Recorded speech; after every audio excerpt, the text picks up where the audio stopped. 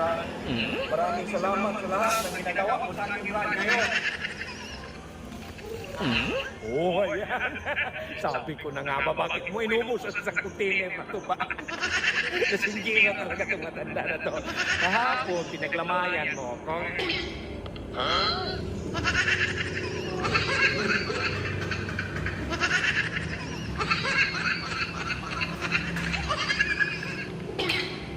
Ngayon, babawi ako kasi hindi pa nagsarili yung nilagay kita sa murge.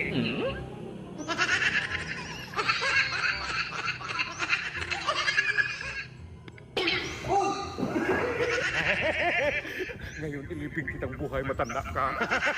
Lasing na lasing ka sa tumba.